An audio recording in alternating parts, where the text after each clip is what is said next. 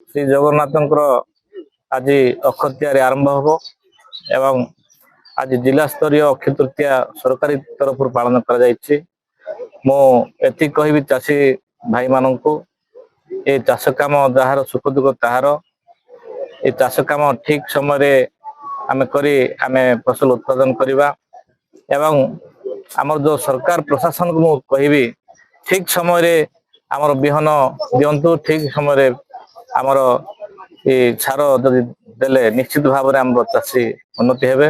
आज जो अक्षय तृतीया समस्त मोर हार्दिक अभिनंदन। आमर कल्याण सिंहपुर ब्लॉक रे जिला स्तरीय अक्षय तृतीया सरकार तरफ पालन कर।